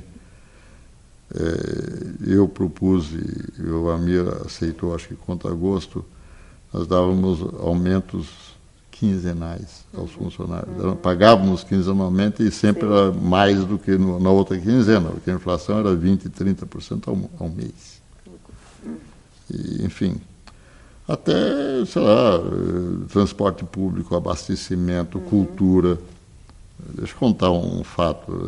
A secretária de Cultura é Marlene Chauí, é uma grande intelectual, etc., da qual me tornei amigo, assim como Paulo Freire, na educação. E com todos eles eu aprendi, porque na medida que eu tinha que tentar ver quanto que eu poderia dispor de recursos para eles, dada a limitação do orçamento, eu tinha que entrar no mérito. E eu me lembro que uma vez eu estava no Teatro Municipal, e a Marilena chegou e disse, "Se viu aquele piano?" Eu falei, maravilhoso. Eu falei sinceramente, eu tinha gostado da música. Ele está um horror, precisa trocar esse piano. Não dá bastante. Ela queria o meu apoio para isso. Depois, esse episódio tem o seguinte desfecho, que eu acho engraçadíssimo. Ela me convenceu no final que ela devia comprar outro piano. E ela sabia quanto custava, que ela tomou o preço no comércio. Ninguém vendia para a prefeitura um piano por aquele preço. Vendia para qualquer um, mas para a prefeitura era 3 vezes mais. Ela desistiu. Demora para pagar, né? Porque demorava para pagar com aquela inflação e não podia haver correção monetária. Era proibido por lei. Então, são dessas loucuras. Eu só estou contando isso aqui não só para fazer graça, mas porque isso me deu uma amplidão. Mais uma vez, a coisa multidisciplinar. Eu não fiquei só no orçamento. Eu participava, inclusive, das negociações, etc., muito acirradas, com o movimento popular. Sim. Um episódio que eu achei interessantíssimo, meu nome geralmente não fica em faixas. Lá estava. Fomos à Câmara Municipal, foi um momento em que nossas licitações para asfaltar as ruas da periferia, temos um enorme programa nesse sentido, fracassaram. Porque nós queríamos que as pequenas empresas de asfaltamento pudessem participar também. Aí as grandes impugnaram. Isso vai para a justiça, aí você não faz nada. Eu sei que nós fomos convidados à Câmara Municipal e estava lá, Singer, cadê o nosso asfalto? Que ótimo. Nossa, né? Não tinha como você fugir, né? Não, eu fazia isso até com convicção. Era prestar contas, tentar explicar como é que as coisas são e assim por diante. Mas isso foi uma marca da gestão da Erundina, né, professor? Esse contato direto com a sociedade civil o tempo todo, né? Na cultura que a gente já leu um pouco os relatórios de gestão, por sinal, um dos poucas gestões que deixaram relatórios tão extensos, com tantos detalhes.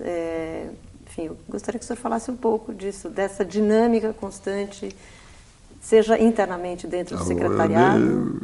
Foi isso mesmo. Quer dizer, era um governo que tentava praticar a democracia participativa, etc., não ser repressivo.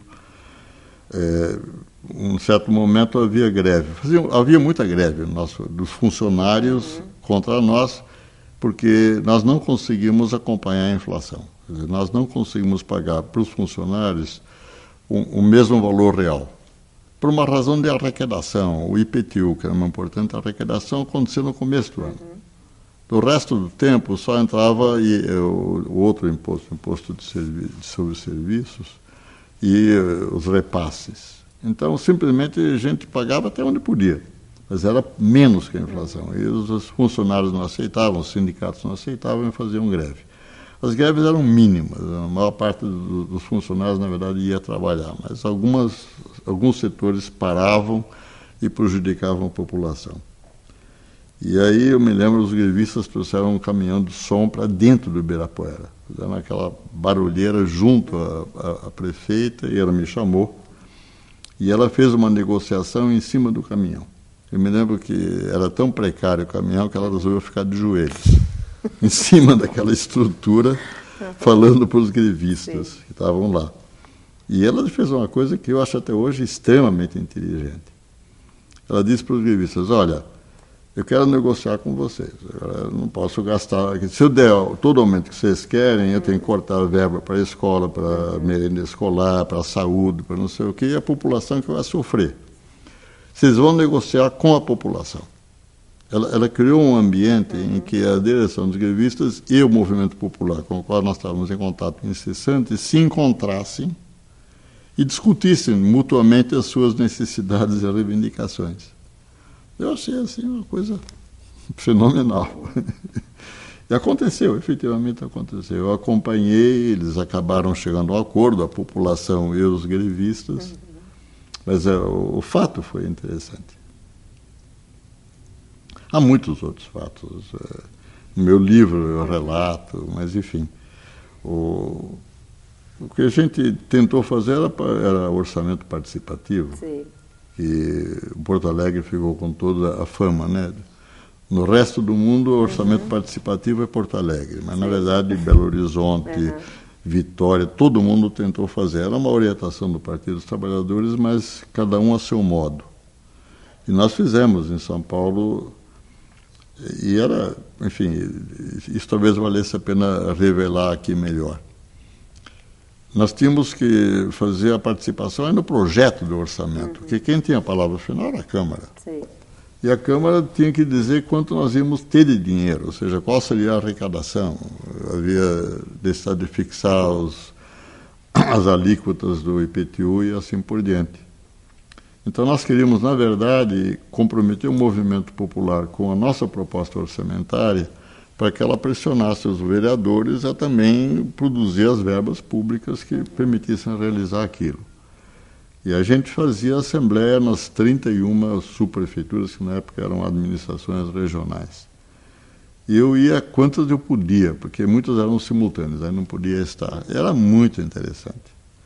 Me lembro, por exemplo, que eu ia para a periferia, tinha muita criança. As mulheres com as crianças, inclusive, não tinham com quem deixar, né? Então havia uma zoeira das crianças, não iam ficar participando daquele debate, né? Mas era muito interessante ver aquela multidão toda, muita gente de pé, e com as bandeiras, e com exigências extremamente pontuais. Né? Nós precisamos de uma creche aqui, um posto de saúde aqui, asfaltar não sei o quê, etc. Depois eu fui participar em Pinheiros, que é outro público. Aí nasceu claramente uma coisa que eu não tinha nem percebido. A classe média não usa a prefeitura para nada. Tráfico, eventualmente. Mas, né, põe as crianças em escola particular, usa medicina privada. Para essa classe, então, as perguntas que vinham, etc., eram praticamente indiretas. Eles queriam saber quanto nós estávamos usando dos recursos para atender a população. Sim. Era completamente diferente uma coisa. Isso foi interessante. Isso foi uma das lições do orçamento participativo à moda da Luiza Erundina. Uma coisa que também nos chama a atenção, como funcionários da Biblioteca Mário de Andrade, que a maior compra de livros já feita pelo que podemos perceber na história da biblioteca foi na gestão. Eu sei, então, eu sei. Eu queria que o senhor falasse aí um eu fui um pouco pouco o senhor teve responsável. Que assinar o cheque. Não é isso? Não. A discussão dentro do governo do orçamento era extremamente acirrada. E, em parte, por uma ingenuidade de todos nós. Nós achávamos que íamos mudar a cidade em 4 anos, o que obviamente não aconteceu. Mas cada secretário tinha um movimento social atrás de si. Estou falando das secretarias finalísticas. Cultura tinha um movimento que fazia exigências, educação, saúde, abastecimento, transporte, o que você quiser. E todos eles, os secretários, apresentavam uma proposta orçamentária para si que não tinha nada a ver com a realidade. O que eles faziam era o seguinte: eles se reuniam com o seu movimento e faziam um levantamento de tudo o que precisava fazer. Em 4 anos, eventualmente, que é muito curto. Só que eles queriam fazer naquele ano. Então, o orçamento que eles, enfim, a demanda era, sei lá, 8, 10 vezes mais do que podia ser. Aí havia reuniões, evidentemente, e eu dizia: não, você tem que tomar por base o que foi gasto antes, mesmo que vocês não tenham capacidade de gastar tudo isso. Você precisa ter funcionários, precisa ter projetos, né? Quer dizer, não, no passado era outra coisa, nós invertemos as prioridades, portanto, e ninguém queria ceder. E eu cheguei a ponto de querer me demitir, porque eu não estava encontrando o como, o jeito que se faz, que o Jânio fazia, etc., era reunir com o seu secretário de Fazenda e passar um corte, 40% a menos para todo mundo. Eu me recusava a fazer isso. Isso eu não preciso ser secretário. Eu queria, na verdade, obter as prioridades reais e dar o dinheiro para essas prioridades. E os secretários não queriam saber disso. E eu me lembro que eles diziam: então você vai discutir com os professores. Esse era o Paulo Freire. Eu dizia: tá bem, eu vou. Eu quero discutir, quero encontrá-los. E não mais que os professores, as mães de família, enfim, que estavam reivindicando o que era muito justo. Mas passei os 4 anos tentando dizer para o movimento popular: vocês querem creche? Está muito bem, mas vocês querem outras coisas também. Então, sejam inteligentes, não peçam todo o dinheiro só para uma coisa. Não dá para dar.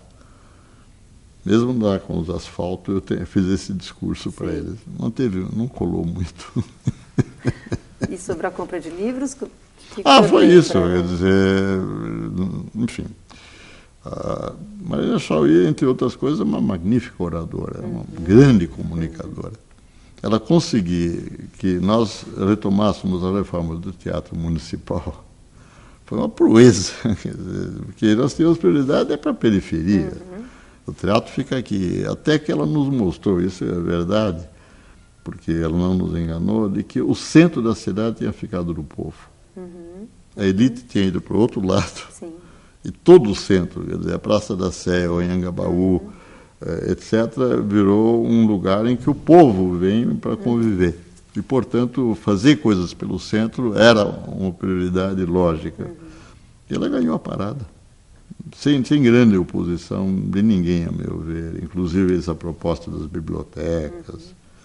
Ela foi uma grande secretária. Professor, agora eu vou pedir para o senhor, na verdade, um convite para o senhor pensar conosco, porque é uma pergunta que a gente sempre faz. Como a biblioteca está tentando entrar no processo de revitalização, através dessa reforma física, através de várias ações que estão sendo desenvolvidas, no sentido de dar mais visibilidade para o acervo, atualizar o acervo, gostaria que o senhor, como que o senhor pensa e visualiza essa revitalização da instituição? O que o senhor acha que é preciso fazer, necessário, urgente fazer para que ela se recoloque como uma instituição central para a cidade de São Paulo? Olha, uma coisa que eu venho pensando o tempo todo é que o livro está em via de desaparecimento por causa da internet.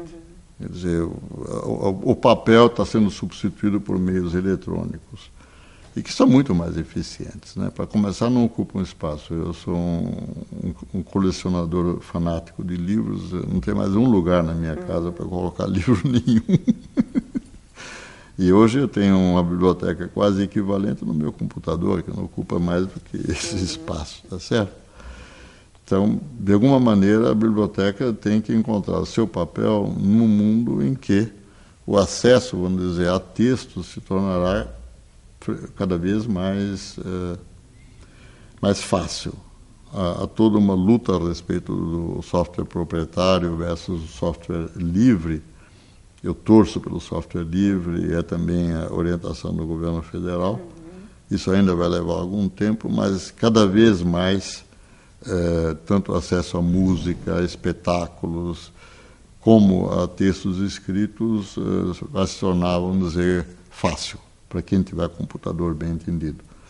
Mas eu acho que não vai demorar muito, todos terão. Você não terão seu computador, terão onde estudam, onde trabalham, ou no cybercafé, enfim.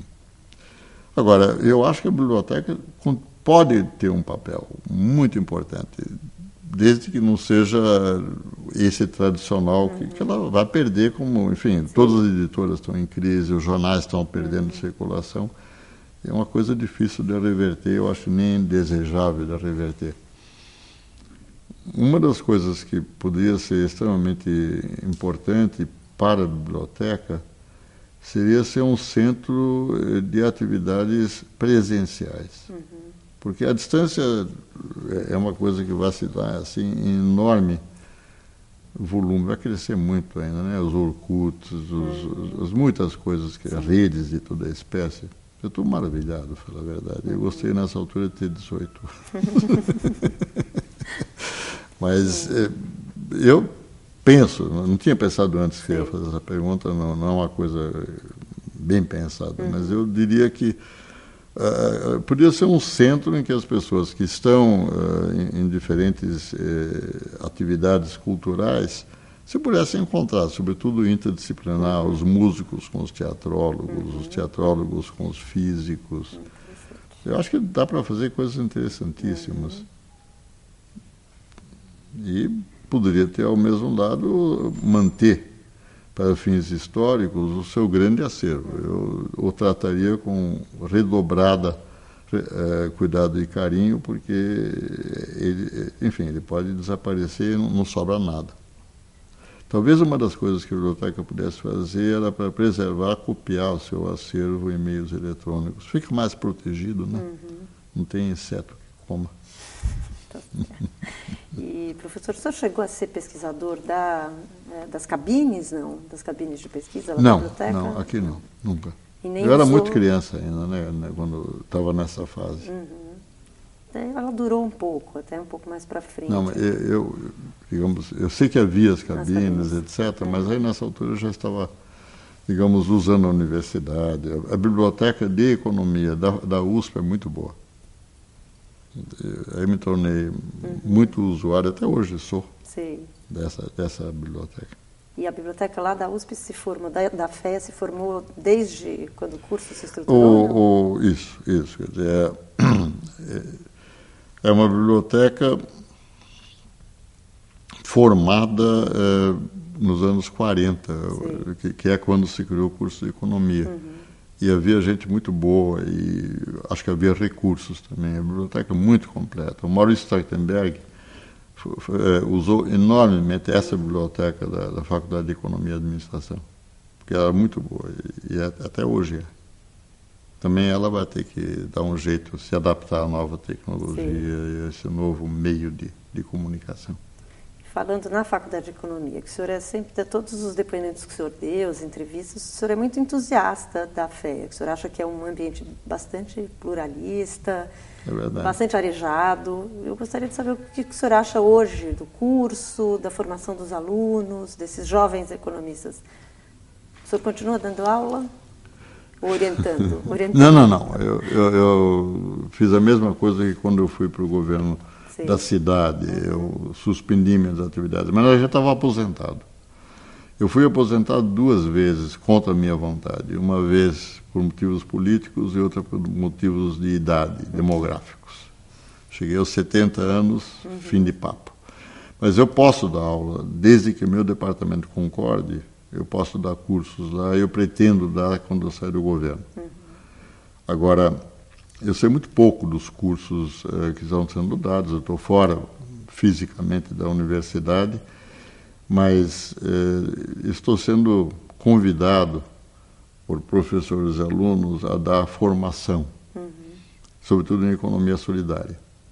Então, o ano 2006, eu dei um curso na Faculdade de Educação sobre exatamente aquele curso no Teatro da Arena. Foram eles que fizeram isso, eu não tive nenhuma responsabilidade. Eles disseram, nós queremos que você desse o curso de Introdução à Economia Política. 38 anos depois. E foi muito emocionante. Foi uma grande ideia. Eu, na verdade, discuti o que mudou nesses 38 anos e quantas das coisas que eu escrevi lá eu já não acredito mais, e outras coisas, pelo contrário, eu acho que sim. Foi uma revisão que eu consegui fazer. E agora, hoje à tarde, eu vou para a universidade, na incubadora de cooperativas populares da USP. Eles me convidaram para discutir um livro que eu escrevi há 10 anos atrás, chamado Utopia Militante, Repensando o Socialismo, que para a economia solidária parece que tem um significado bastante importante, sobretudo quem tem interesse histórico, etc. Então, na semana passada, eu tive que cancelar aqui para poder iniciar a formação, e hoje à tarde eu vou continuar. Professor... Isso vai, provavelmente, o livro não é muito grande, mas, enfim, vai ser uma atividade por alguns meses, cada 15 dias. Essa experiência que o senhor está tendo desde 2002 na Secretaria de Economia Solidária parece muito interessante e eu gostaria que o senhor contasse um pouco, inclusive, das iniciativas bem-sucedidas em termos de empreendimentos que estão sendo desenvolvidos a partir da filosofia da economia solidária. Olha, a economia solidária é uma atividade econômica, é levar a democracia para dentro do empreendimento econômico, são empreendimentos coletivos, né? Todos que trabalham são proprietários por igual do capital do empreendimento e têm o mesmo direito de voto nas decisões que são tomadas, é a chamada autogestão, e isso está se multiplicando fortemente no Brasil. Em parte, eu diria, por causa da igreja. A igreja assumiu isto gradativamente desde a década dos 80, mas os sindicatos também assumiram e as universidades assumiram. Tem incubadoras hoje em 80 universidades brasileiras. Então, quando o PT coloca isso no seu programa, e aí eu acho que eu tive uma certa influência, e depois ganha a presidência da República e se cria a Secretaria Nacional de Economia Solidária, já era um movimento em plena expansão. Já havia muito economia solidária no Brasil, mas explodiu. Eu acho que hoje o Brasil deve ser um dos países em que tem mais, inclusive porque nós estamos incorporando as chamadas comunidades tradicionais na economia solidária. Elas vêm porque querem. Os indígenas, os quilombolas, os pescadores, as quebradeiras de coco e tantos mais. Então nós estamos fazendo um mapeamento, isso é uma coisa, nós estamos competindo com o IBGE. Mas falando sério agora, quer dizer, nós fazemos um levantamento completo de toda a economia solidária num país enorme como é o Brasil, de uma forma descentralizada e participativa. Em cada estado tem um comitê que cuida disso. Então nós temos uma ideia razoável do que está acontecendo. Em 2007 tínhamos 22 mil empreendimentos no país inteiro, no qual trabalhavam 1.750.000 pessoas. Isso é muito interessante. A maior parte é rural. Tem mais homens que mulheres, o que é um espanto, porque nas cidades é muito mais mulher do que homem. E há uma variedade imensa. Tem enormes empresas que se transformaram em cooperativas porque entraram em crise, tem umas 150, são autogestionárias e que representam a elite da economia solidária. Essas 150 geram mais recursos do que as outras 21 mil e não sei quantas juntas, porque a grande maioria é muito pobre. E, digamos, a maior parte da sua produção é de subsistência, para eles poderem sobreviver. Então, a parte monetária é relativamente limitada. Mas, enfim, é um pedaço do país hoje, não pequeno, não insignificante mais, ganha o reconhecimento crescente do mundo político. temos uma rede de gestores de economia solidária em que há 87 governos representados, 14 governos de estados e os outros 73 de municípios. Existe um Fórum Brasileiro de Economia Solidária que reúne praticamente todas as entidades e a gente conseguiu finalmente fazer funcionar o Conselho Nacional de Economia Solidária, em que o governo está representado por 13 ministérios e 3 bancos públicos. Está muito interessante, está realmente, porque nós estamos, acho que, criando uma situação, nós estamos mudando um pouco o país, e de baixo para cima, quer dizer, por iniciativa enfim, das pessoas. As populações tradicionais têm os valores da economia solidária tradicionalmente. Sim. Eles precisam atualizar, quer dizer, entrar em sintonia com essa economia solidária muito mais recente, dos anos 90 para cá. Mas isso é um processo bonito, não é um processo antagônico, é um processo de aprendizado mútuo. De modo que eu poderia falar horas sobre isso, mas que não é o caso aqui, pelo menos não. Professor, e o senhor que eu acho que tem a ver com isso, o senhor está testemunhando que há uma mudança significativa de baixo no Brasil hoje, o senhor que já vivenciou vários períodos interessantes da história política brasileira, qual foi o momento que o senhor foi mais otimista em relação às mudanças?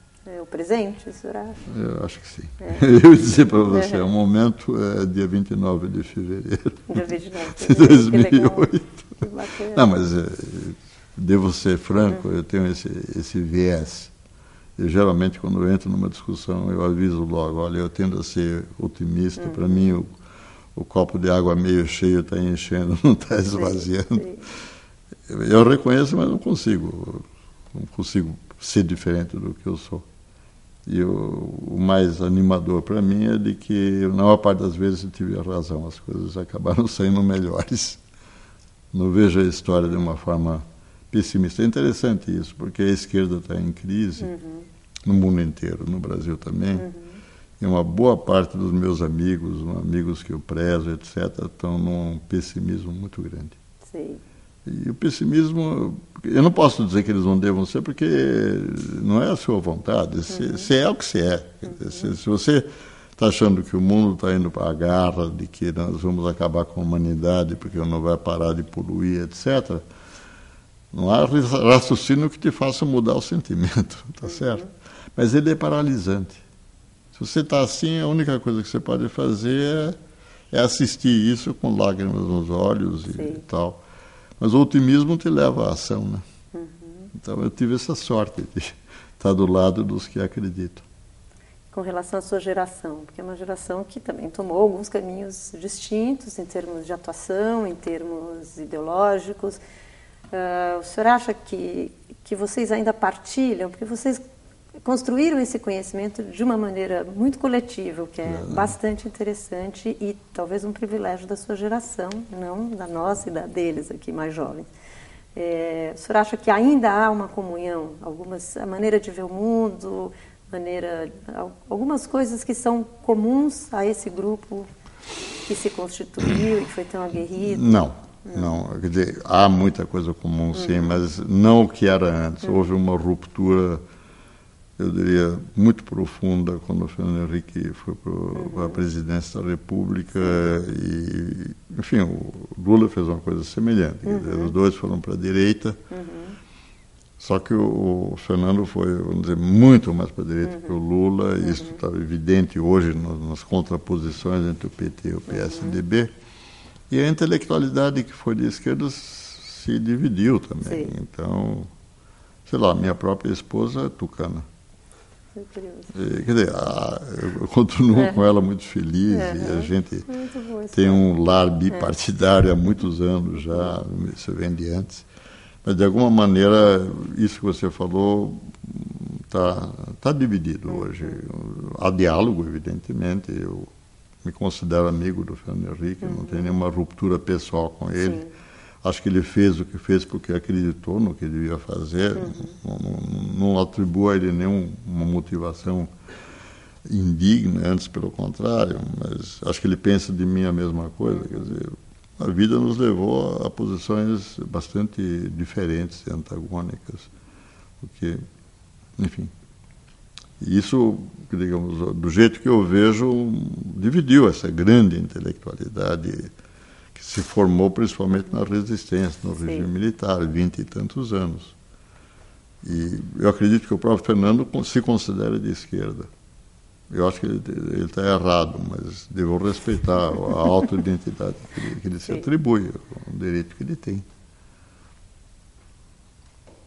Professor, com relação à economia solidária, eu estava lendo um evento que o senhor participou no SESC, que o senhor parece que foi também bastante interessante, que teve várias perguntas do público, e que na ocasião, isso acho que foi em 2001, o senhor coloca a necessidade de a criação de escolas de formação para a compreensão da filosofia da economia solidária.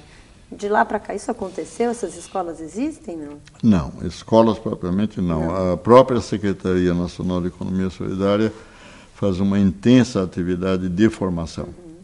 Nós começamos dando formação aos funcionários do próprio governo federal, porque havia muito pouco conhecimento sobre a economia solidária. Fizemos isso vários anos, eu dei aulas junto com muita gente mais da Secretaria. O resultado hoje é de que esses 13 ministérios que estão no Conselho Nacional de Economia Solidária fazem política de economia solidária. Quer dizer, teve um efeito grande, inclusive as delegacias regionais de trabalho, que agora chamam-se superintendências, tem cada uma delas um setor de economia solidária, isso tem sido muito importante. Agora, o que a gente está tentando é conseguir cursos de economia a nível universitário, para formar profissionais que estão em demanda hoje. Os alunos que passam nas incubadoras, pelo menos na da USP, 80% se profissionalizam na economia solidária. Eles deixam a incubadora que ela não tem dinheiro para pagar salários de pessoas que se formaram, mas vão para outras entidades que têm e que precisam deles. Por outro lado, nós temos um acordo com o Ministério da Educação e no currículo da chamada educação de jovens e adultos, que vai desde a alfabetização até o curso médio, a economia solidária. Isso foi um acordo com o MEC que está sendo desenvolvido. Existem vários programas em conjunto com o MEC em que a economia solidária é uma matéria, ou enfim.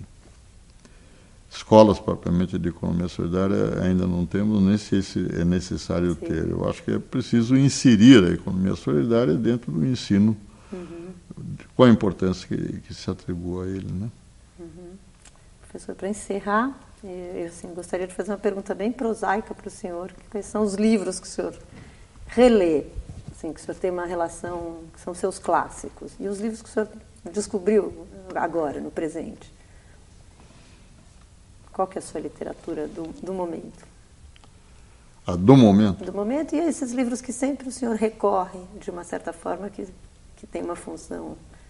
Olha, os livros que eu uso, digamos, constantemente, são os livros hoje, quer dizer, enfim, economia solidária é minha, não é a única, mas é a minha principal objeto de trabalho e também de pensamento. Continuo escrevendo na medida que eu posso.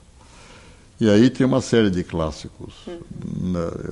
Owen, por exemplo, é um clássico, Fourier, Proudhon, que eu nunca tinha lido antes. Eu tinha lido Proudhon através do Marx, através da miséria da filosofia, o que é uma tremenda injustiça.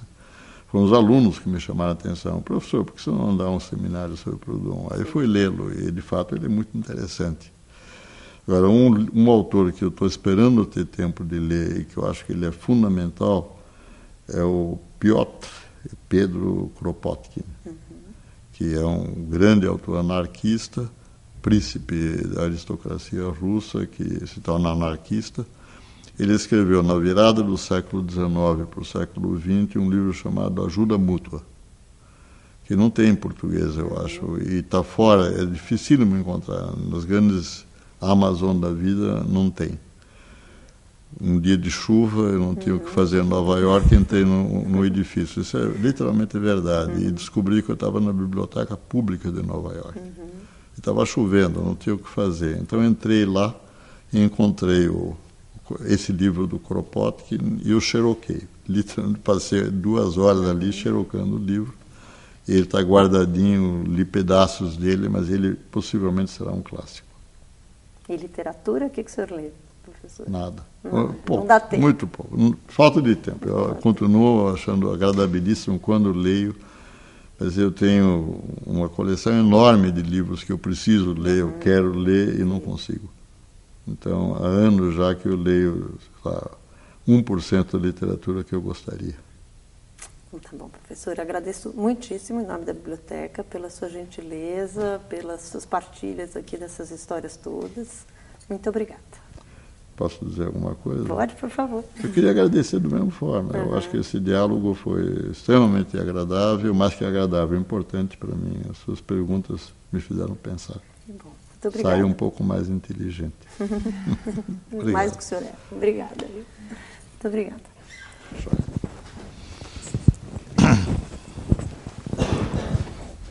Fiquei tão concentrado, não cheguei a ver.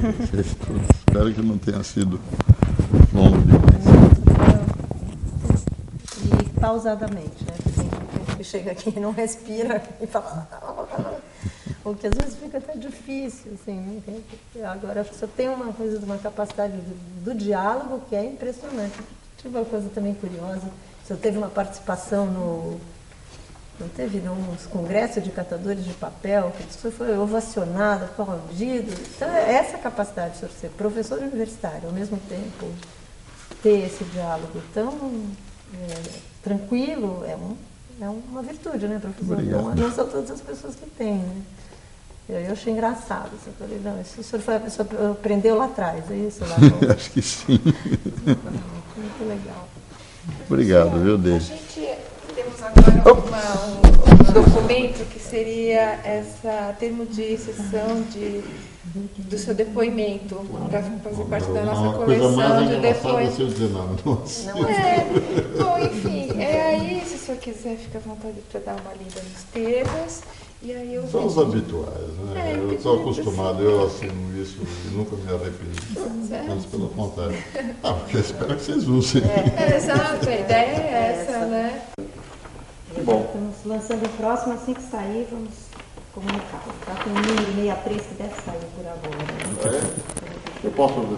Por favor, a gente encaminha. A gente está querendo fazer um lançamento, vamos ver se a gente consegue fazer, mas, enfim. Se fizermos, eu vou entrar em contato com o senhor. Maravilha. Obrigado, meu gente. O senhor está com um motorista? Como é que o senhor está? Não, eu estou agora a pé. É? Sim. E o senhor vai como? O senhor quer, por acaso, o motorista da secretaria que leve o senhor a algum lugar? Se puder me levar para casa, eu É? seria. Então vamos tentar. Vamos tentar. Se o motorista puder agir. Ele não vai fazer barulho, ele é um judeu, como ele mesmo disse, um judeu ateu. Ele já diz isso. O André também. Um judeu ateu, ele diz. E ele estuda no Colégio Santa Cruz, né, professor? Assim, não é uma figurinha, né? O colégio é muito bom, pelo menos ela. Minha filha estudou lá. A Helena estudou lá? Não, a Suzana. A Suzana, acho que foi a Suzana, porque eu fiz Ciências Sociais. Depois do André, e acho que meio entre o André, a Suzana é mais nova, ou a Helena? Não, a Helena não. Helena, então foi entre o André e a Helena, na geração intermediária. Isso. A Suzana fez jornalismo na PUC e fez 2 anos de Ciências Sociais. Então ela abandonou, está no jornalismo, e é secretária da PUC. Ele não sabia, porque eu sabia da Helena, a existência da Helena, que era irmã do André, mas não sabia que tinha. A Helena fez carreira universitária, doutora, e trabalha agora com o Gilberto de Menstein. E ela que tem a tal da escola, ela que é dona, né? Não, ela fez uma escola junto com a Fundação Sendler, o Ricardo Sendler, o Ricardo que queria, financiou em grande parte, etc. Depois eles se desentenderam, deu um nome grego. Não é para a ideia, mas alguma coisa assim. Conseguir manter uma escola assim não é fácil, né? Administrar, manter. É interessante.